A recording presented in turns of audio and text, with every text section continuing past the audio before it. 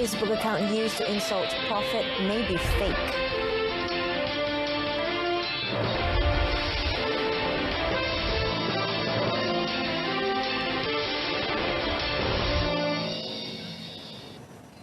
Good afternoon, you're with me, Renee Fong, on the afternoon edition of News on 2.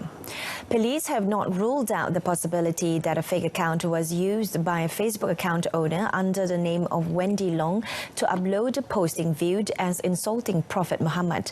Deputy Inspector General of Police Datuk Mazlan Mansour said that the suspect might have used a fake Facebook account and police are still probing the matter. Dan kita masih menjalankan siasatan. Oleh kerana perkara di dalam alam maya ni, dalam sosial media ni, mengambil masa sikitlah untuk kita lihat isu teknikal dan sebagainya.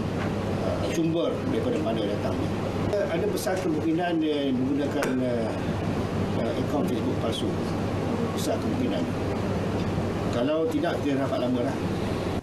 Datuk Mazlan was speaking to reporters after the 15 Police Undergraduate Volunteer Corps Success Passing Out Parade and Officers Appointment Certificate Handover Ceremony at University Science Malaysia USM Sungai Dua yesterday. Recently, a posting under a woman's name uploading a picture allegedly insulting Islam and Prophet Muhammad via Facebook account went viral on Facebook.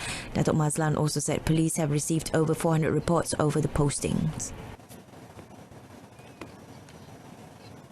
Prime Minister Tun Dr. Mahathir Mohamad says Malaysia is proud to receive praise and recognition from the government of Saudi Arabia and other Muslim countries over the achievements of Lembaga Tabung Haji TH, which has managed Malaysian Muslims' Hajj pilgrimage well. He also hopes TH would continue to be committed to improve the level of its services.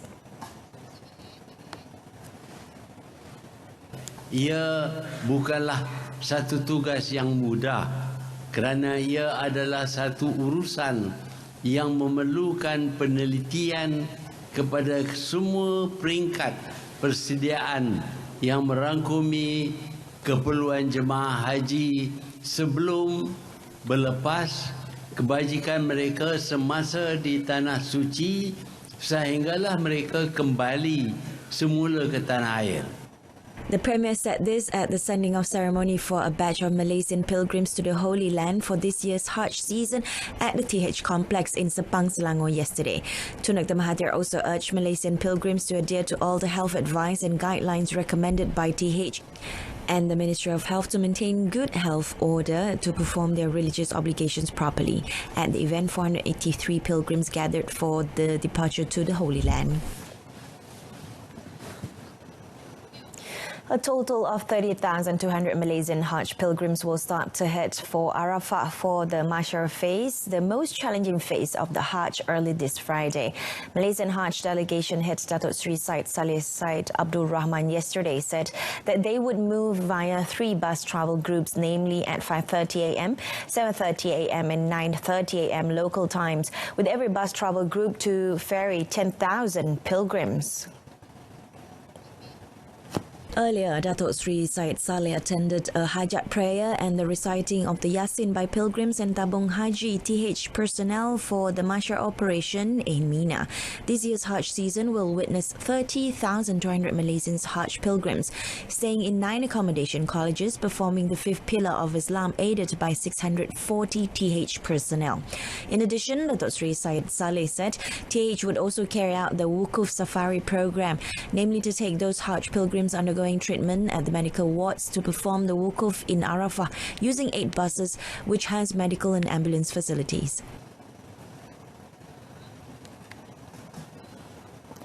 Federal Territories Minister Khalid Abdul Samad has given his assurance that there will be no cover-up in the investigations into the free-falling lift incident at the Kampung Kerinci People's Housing Project PPR on Friday.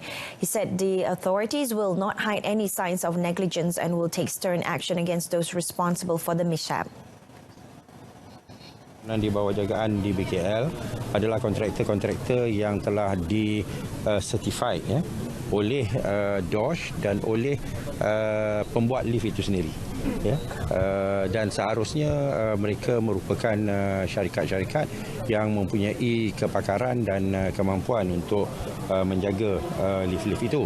Tetapi sekiranya didapati bahawa mereka tidak menjalankan tanggungjawab mereka untuk menyelenggara lift-lift itu dengan seperti mana yang sepatutnya, maka mereka akan dikenakan tindakan. Tindakan-tindakan yang diambil itu akan bergantung kepada siasatan yang kita lakukan. Speaking to reporters after launching the Putrajaya level flying the Jalur Gemilang campaign at Dataran Putrajaya yesterday, Khalid also said that the lift had undergone up-to-date maintenance by Kuala Lumpur City Hall DBKL and has a lifting equipment certificate from the Occupational Safety and Health Department DOSH that is valid until January 2020. The minister said a meeting between Kuala Lumpur Mayor Datuk Nur Hisham Ahmad Dahlan, DOSH and elevator maintenance contractors involved in public housing projects was held on Saturday to avoid a repeat of the incident. The Education Ministry is ready to consider the need to introduce various other styles of calligraphy apart from cut writing in schools. Its Minister Dr. Mazli Malik says the matter can be discussed in detail, taking into account of the various ethnic groups with their own artistic identity. Itu menarik untuk diperbincangkan, memandangkan di dalam pendidikan seni pun kita menitik beratkan kesenian daripada pelbagai kebudayaan, daripada pelbagai etnik di dalam Malaysia. The ministry's plan to introduce the cut writing in school curriculum had earlier received mixed reactions. Kita telah mengadakan perbincangan dengan beberapa editor akhbar Cina dan kita telah berbincang secara terperinci dengan mereka, menjelaskan tentang apa yang kita lakukan dan beberapa perkara yang dibaik pulih agar pembelajaran khat itu tidak membebankan kepada para murid dan para guru sekalian. Ya. The minister said this after attending the Prime Minister's Cup Debate Competition 2019 finals at the Putra World Trade Center PWTC in Kuala Lumpur yesterday. A policeman and a civilian suffered injuries during a brawl between two groups of men at the Kaliama Bistari Jaya Temple in Kuala Selangor late yesterday. Selangor Criminal Investigation Department SAC Fazil Ahmad said the 34-year-old policeman from Bistari Jaya Police Station was injured on the back of his left hand, which required 6 stitches.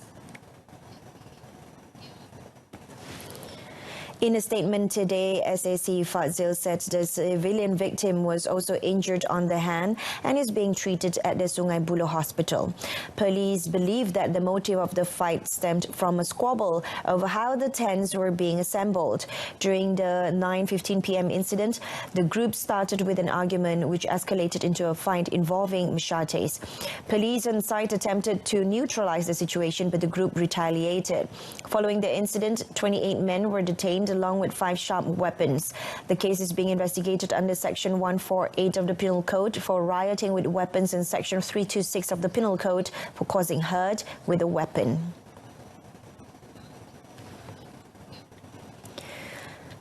Police have seized 2 homemade air pistols and an air gun after detaining 2 men in an operation at Kampung Kedai Lalat and Padang Bemban in Kelantan.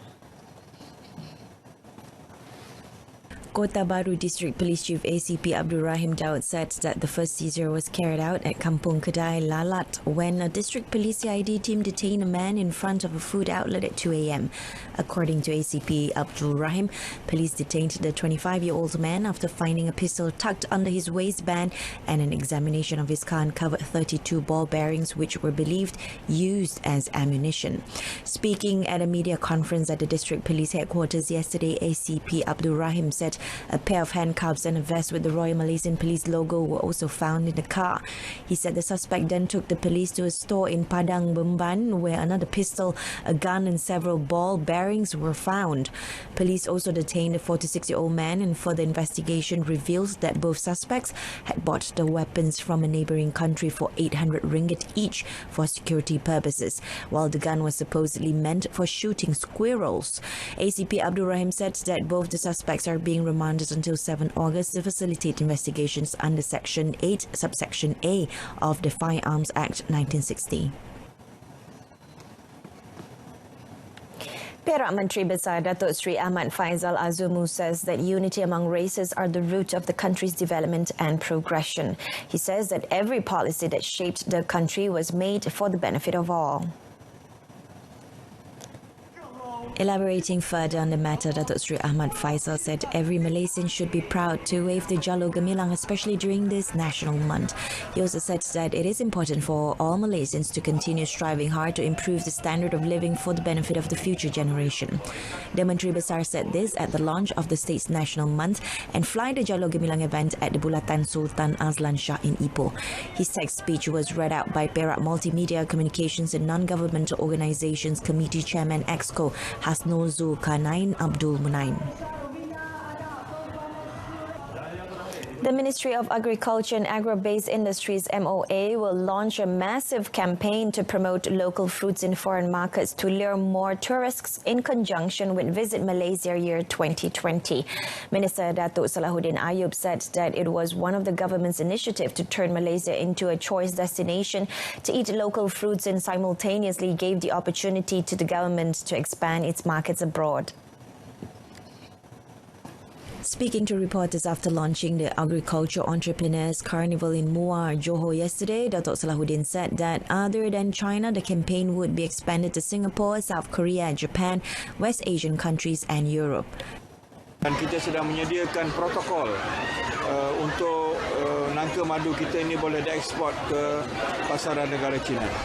Di samping juga saya akan terus berusaha seperti rambutan, buah-buahan rambutan yang pulasan dan juga manggis kita dan banyak lagi buah-buahan kita yang berpotensi seperti rock melon dapat kita pastikan kita dapat tempatkan di pasaran luar negara, khususnya pasaran negara China yang menjanjikan suatu pasaran yang sangat besar pada masa akan datang.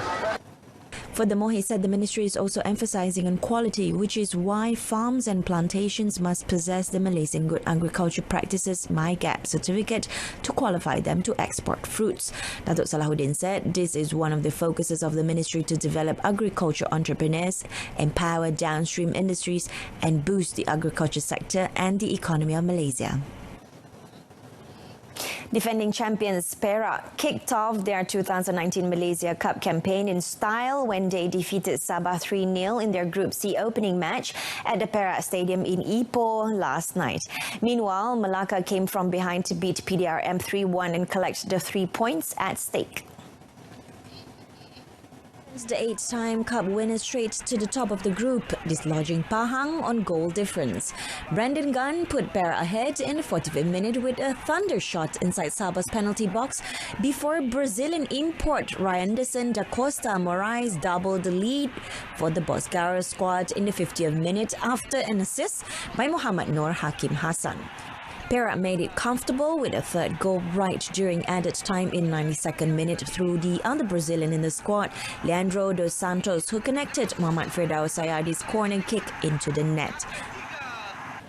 In Group D, Super League team Melaka also collected 3 points at the Hang Jebat Stadium in Melaka after defeating PDRM 3-1.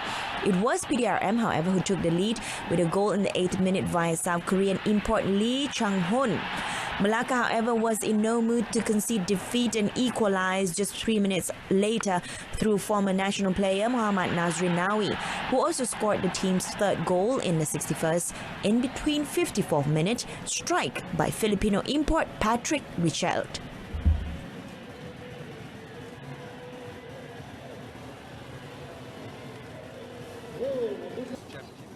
And that concludes this afternoon's edition of News on 2. In our top story, 9 shot dead in second US mass killing in 24 hours. News on 2 is on the lookout for editors and presenters for our bulletins. If you are interested to join our English news team, please email your application and CV to newson2@gmail.com. Till then, join me again tonight at 7 p.m. for more updates from News on 2. Have a pleasant afternoon.